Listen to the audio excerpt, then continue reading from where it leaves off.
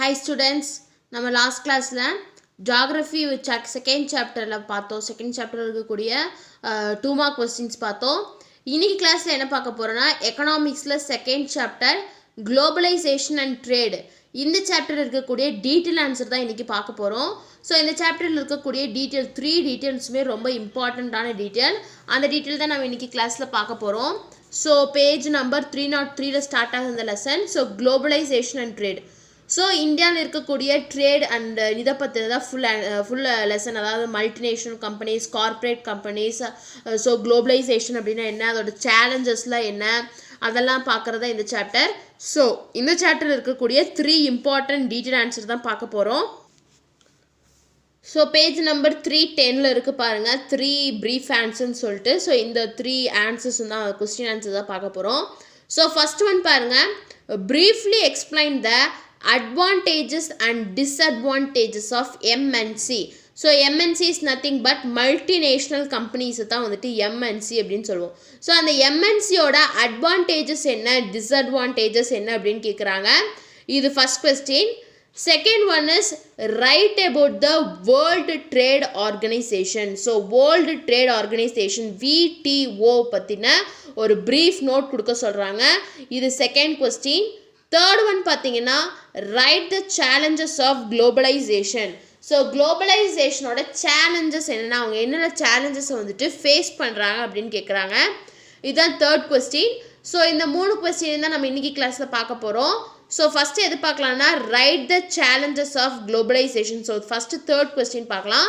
குளோபலைசேஷனோட challenges என்னென்ன அப்படின்னு கேட்குறாங்க. இதான் தேர்ட் கொஸ்டின். இதோட ஆன்சர் பார்த்தீங்கன்னா பேஜ் நம்பர் 309 இருக்குது.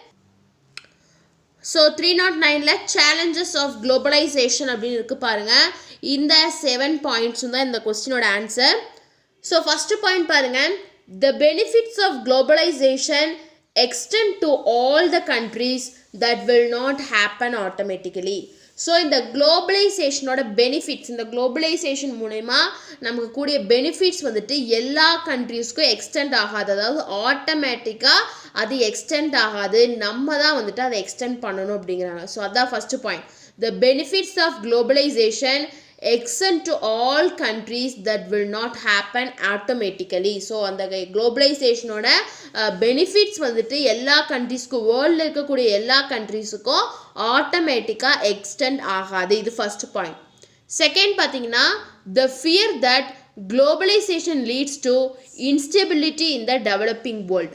ஸோ ஒரு ஃபியர், ஒரு பயம் என்னன்னு பார்த்தீங்கன்னா, இந்த குளோபலைசேஷனில் இந்த குளோபலைசேஷன் வந்துட்டு க்ரோ ஆக டெவலப்பிங் ஆகிட்டு இருக்கக்கூடிய வேர்ல்டு, ஸோ வேர்ல்டில் இருக்கக்கூடிய டெவலப்பிங் கண்ட்ரீஸை வந்துட்டு இது ஸ்டெபிலிட்டி இல்லாமல் அன்ஸ்டேபிள் பண்ணிருமோ அப்படிங்கிற ஒரு ஃபியர், அதான் சொல்கிறாங்க.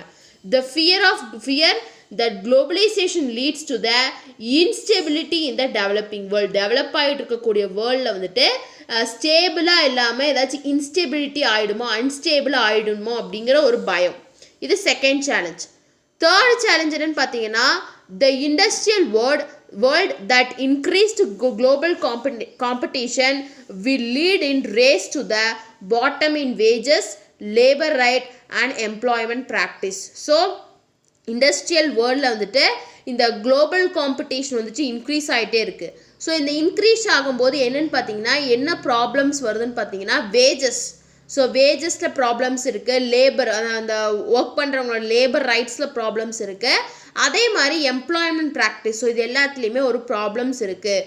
ஸோ இதுவும் வந்துட்டு இந்த குளோபலைசேஷனால் வரக்கூடிய ஒரு சேலஞ்ச் தான் அப்படின்னு சொல்கிறாங்க. So third point is the industrial world that increased global competition will lead to race in the bottom in wages, labour right and the employment practice.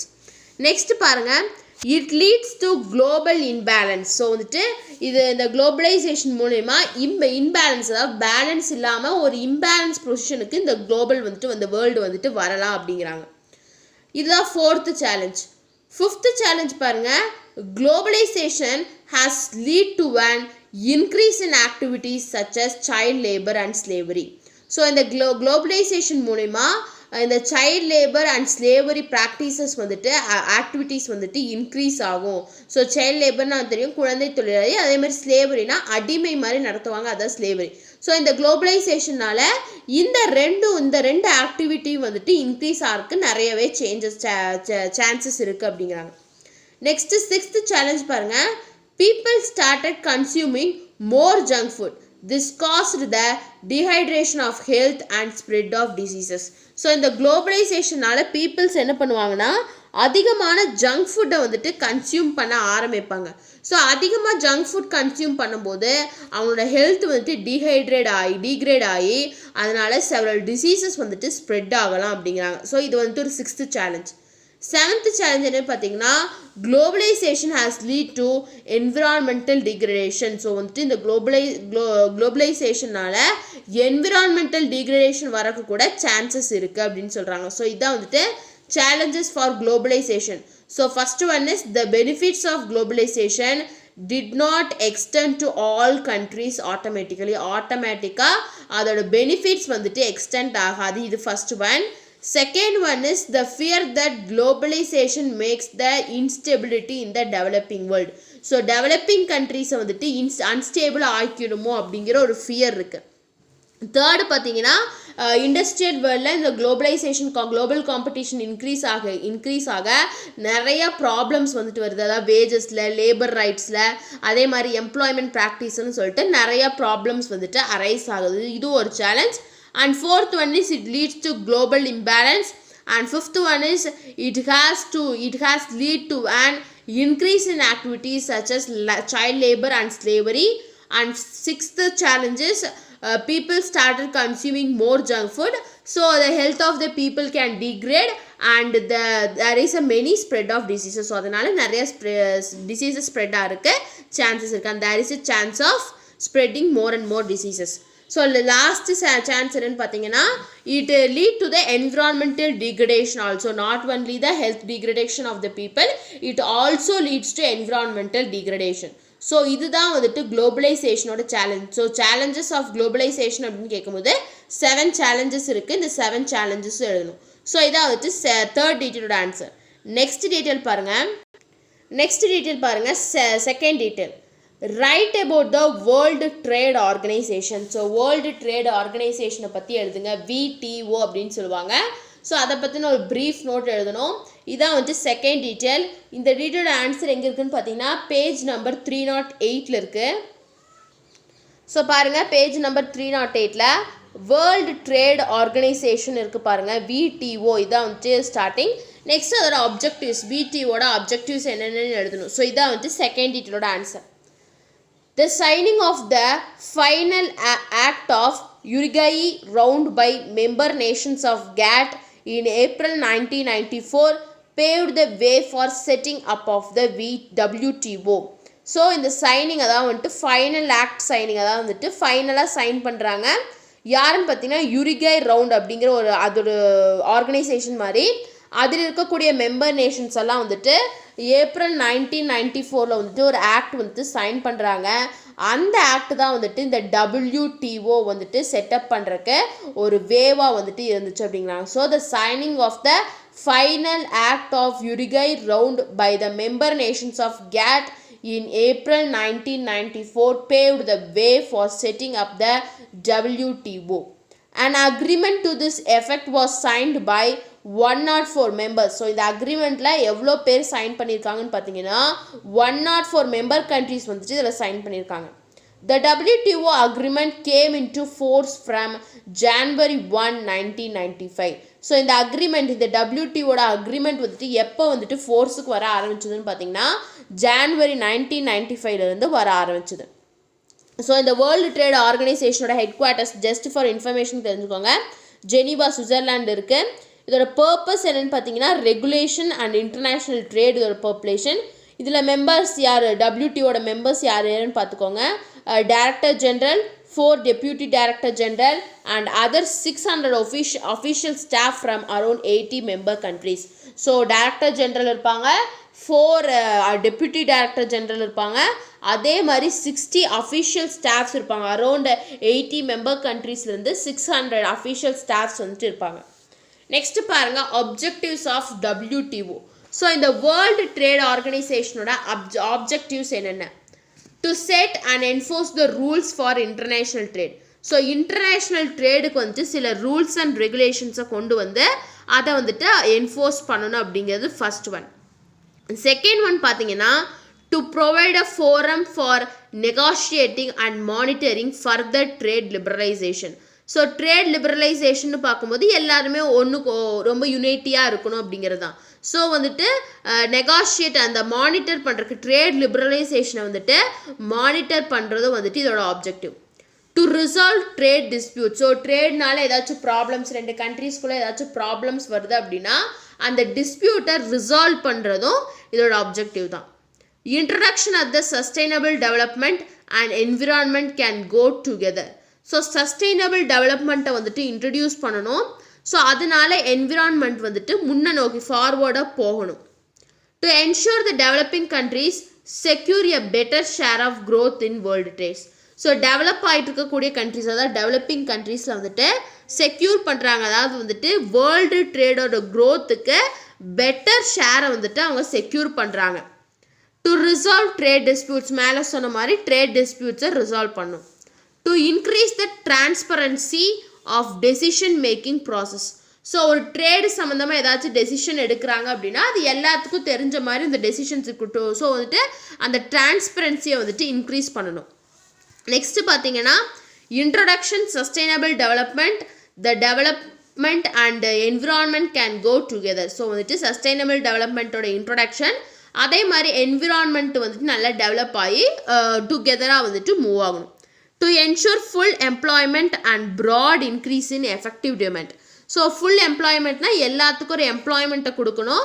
அதே மாதிரி டிமாண்ட், எஃபெக்டிவ் டிமாண்ட் வரும்போது இன்க்ரீஸ் ப்ரொடக்ஷனை வந்துட்டு நம்ம கொடுக்கணும் அப்படின்னு சொல்கிறாங்க.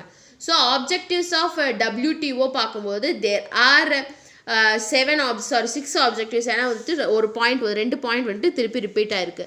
So first one is to set and ensure the rules for international trade. Second one is to provide a forum for negotiating and monitoring further trade liberalization. Third one is to resolve trade disputes. Fourth one is introduction of the sustainable development and environment can go together. Fifth one is to ensure that developing countries secure a better share of growth in the world trade. And fifth one is introduction to increase the transparency of decision making processes. And last one is to ensure full employment and broad increase in effective demand. So world trade organisation WTO அப்படின்னு கேட்கும்போது WTO வந்துட்டு எப்படி வந்துட்டு origin ஆச்சு, எப்படி வந்துச்சு ஃபோர்ஸுக்கு வந்துச்சு, next அதோட ஆப்ஜெக்டிவ்ஸ் என்னென்ன எழுதணும். ஸோ இதான் வந்துட்டு செகண்ட் டீட்டெயிலோட ஆன்சர். நெக்ஸ்ட் ஃபர்ஸ்ட் டீட்டெயில் பாருங்கள். Briefly explain the advantages and disadvantages of MNC. So MNCயோட அட்வான்டேஜஸ் என்னென்ன, டிஸ்அட்வான்டேஜஸ் என்னென்ன அதை எக்ஸ்பிளைன் பண்ணுங்க அப்படின்னு கேட்குறாங்க. இதான் வந்துட்டு ஃபர்ஸ்ட் டீட்டெயில். இந்த டீட்டெயிலோட ஆன்சர் எங்கே இருக்குன்னு பார்த்தீங்கன்னா பேஜ் 307 இருக்குது. ஸோ பாருங்கள், page number 307 advantages of MNC and disadvantages of MNC இருக்குது. ஸோ அட்வான்டேஜஸில் 4 பாயிண்ட்ஸ் இருக்குது, டிஸ்அட்வான்டேஜஸில் 4 பாயிண்ட்ஸ் இருக்குது. ஸோ ஃபஸ்ட்டு அட்வான்டேஜஸ் பார்க்கலாம். Advantages of MNC. So MNC is nothing but multinational corporation. இது வந்துட்டு ஒரு கார்பரேட் ஆர்கனைசேஷன் தான். ஸோ அதோட அட்வான்டேஜஸ் அண்ட் டிஸ்அட்வான்டேஜஸ் தான் பார்க்குறோம். First one is producing the advantages. இப்போ பார்த்தீங்கன்னா ஃபஸ்ட்டு வந்து produce the same quality of goods at lower cost and without transaction cost. So கூட்ஸோட சேம் குவாலிட்டியை வந்துட்டு மெயின்டைன் பண்ணுவாங்க. ஸோ அதில் வந்துட்டு எந்த விதமான காஸ்ட் வந்துட்டு இன்க்ரீஸ் பண்ண மாட்டாங்க, ப்ரைஸ் வந்துட்டு இன்க்ரீஸ் பண்ண மாட்டாங்க. லோவர் காஸ்ட்லேயே வந்துட்டு சேம் குவாலிட்டியான கூட்ஸை வந்துட்டு ப்ரொடியூஸ் பண்ணுவாங்க. இது ஃபஸ்ட் அட்வான்டேஜ். செகண்ட் என்னன்னு பார்த்தீங்கன்னா MNC reduces prices and increase the purchasing power of consumers worldwide. So MNC multinational corporations பார்த்தீங்கன்னா ப்ரைஸஸ் அந்த அவங்க ப்ரொடியூஸ் பண்ணக்கூடிய ப்ரைஸஸ் ப்ராடக்ட்ஸோட ப்ரைஸை வந்துட்டு டிக்ரீஸ் பண்ணுவாங்க. பர்ச்சேசிங் பவர், கன்சியூமர்ஸோட பர்ச்சேசிங் பவரை வந்துட்டு இன்க்ரீஸ் பண்ணுவாங்க வேர்ல்டு வைடில். ஸோ அதான் வந்துட்டு second advantage. So MNC reduces the prices and increases the purchasing power of consumers worldwide. Third one பார்த்தீங்கன்னா MNC is able to take advantage of tax variation. So tax வேரியேஷனில் இருக்கக்கூடிய advantage, so அதில் ஏதாச்சும் டேக்ஸில் வந்துட்டு ஏதாச்சும் variation பண்ணணுமா அப்படிங்கிற advantage வந்துட்டு இவங்களுக்கு இருக்குது. Spurring job growth in the local economies, so local எக்கானமிஸில் நல்ல எம்ப்ளாய்மெண்ட் எல்லாத்துக்குமே வந்துட்டு எம்ப்ளாய்மெண்ட் ஆப்பர்ச்சுனிட்டிஸ் இருக்குது. அதான் வந்துட்டு ஸ்பர்ரிங் ஜாப் க்ரோத் அப்படின்னு சொல்லியிருக்காங்க. ஸோ லோக்கல் எக்கனாமிஸில் அந்த ஜாப் க்ரோத் வந்துட்டு இருக்கும் அப்படிங்கிறாங்க. ஸோ ஃபஸ்ட்டு அட்வான்டேஜஸ் ஆஃப் எம்என்சின்னு பார்க்கும்போது there are 4 advantages in MNC. First one is it produces the same quality of goods with low cost. This first advantage. Second one is it reduces prices and increases the purchasing power of consumers worldwide. Third one is it is able to take advantage in the tax variation. Fourth one is spurring job growth in the local economies. So இதான் வந்துட்டு advantages of MNC. Next disadvantages of MNC பாருங்க. There are a way for the corporations to develop a monopoly. So சில ப்ராடக்ட்ஸுக்கு வந்துட்டு இந்த corporations, இந்த MNC மாதிரி இருக்கக்கூடிய corporations வந்துட்டு மோனோபாலியை வந்துட்டு கொண்டு வர முடியும். இது ஃபர்ஸ்ட் டிஸ்அட்வான்டேஜ். செகண்ட் என்ன பார்த்தீங்கன்னா they are also a detrimental effect of the environment. So என்விரான்மெண்ட்டுக்கு ஒரு எஃபெக்ட் தான், அது ஒரு டிஸ்அட்வான்டேஜ் தான் அப்படின்னு சொல்கிறாங்க. தேர்ட் ஒன் பார்த்தீங்கன்னா the introduction of MNC into a host country's economy may also lead to the downfall of smaller and local business. So இந்த எம்என்சியை வந்துட்டு இன்ட்ரடியூஸ் பண்ணது மூலயமா ஒரு கண்ட்ரியோட எக்கானமியில் வந்துட்டு டவுன்ஃபால், அதாவது ஸ்மால் ஸ்கேல் இண்டஸ்ட்ரீஸுக்கும் இல்லாட்டி லோக்கல் பிஸ்னஸுக்கும் நிறையா வந்துட்டு ப்ராப்ளம்ஸ் வர்றதுக்கு காரணமாக இருக்குங்கிறாங்க. அதை சொல்கிறாங்க. The introduction of MNC into the host country's economy may also lead to the downfall of smaller and local businesses. MNC breach ethical standards, accusing themselves for evading ethical laws and leveraging their business agenda with capitals. So MNC என்ன பண்ணுவாங்கன்னா அவங்களோட ethical standard, அவங்களோட ethical loss இது எல்லாத்தையுமே பிரெச் பண்ணுவாங்க. அவங்களோட business agenda capital கூட அதை வந்துட்டு பிரெஞ்ச் பண்ணுவாங்க அப்படின்னு சொல்கிறாங்க. ஸோ இதான் வந்துட்டு அட்வான்டேஜஸ். ஸோ அட்வான்டேஜஸ் ஆஃப் எம்என்சின்னு பார்க்கும்போது டிஸ்அட்வான்டேஜஸ் ஆஃப் எம்என்சின்னு பார்க்கும்போது 4 டிஸ்அட்வான்டேஜஸ் இருக்குது. ஸோ அதே மாதிரி அட்வான்டேஜஸ் ஆஃப் எம்என்சின்னு பார்க்கும்போது 4 அட்வான்டேஜஸ் இருக்குது. ஸோ அட்வான்டேஜஸ் ஆஃப் எம்என்சின்னு பார்க்கும்போது மல்டிநேஷனல் கம்பெனிஸ் பார்க்கும்போது ஃபஸ்ட்டு அட்வான்டேஜஸ் எழுதுறீங்க, நெக்ஸ்ட் டிஸ்அட்வான்டேஜஸ். ஸோ ரெண்டுலேயுமே வந்துட்டு 4 பாயிண்ட்ஸ் தான் இருக்குது. ஸோ நம்ம இன்றைக்கி கிளாஸில் பார்த்தீங்கன்னா எக்கனாமிக்ஸில் செகண்ட் சாப்டரில் இருக்கக்கூடிய 3 டீட்டெயில்ஸ், இந்த 3 டீட்டெயில்ஸுமே ரொம்ப இம்பார்ட்டண்ட்டான டீட்டெயில், எல்லாரும் படிச்சுக்கோங்க. ஸோ இந்த 3 டீட்டெயில் ஏதாச்சும் டவுட் இருந்துச்சு அப்படின்னா கமெண்ட் பண்ணுங்கள். இந்த வீடியோ கிளாஸ் பிடிச்சிருந்தா லைக் பண்ணுங்கள், ஷேர் பண்ணுங்கள், சப்ஸ்கிரைப் பண்ணுங்கள். தேங்க்யூ.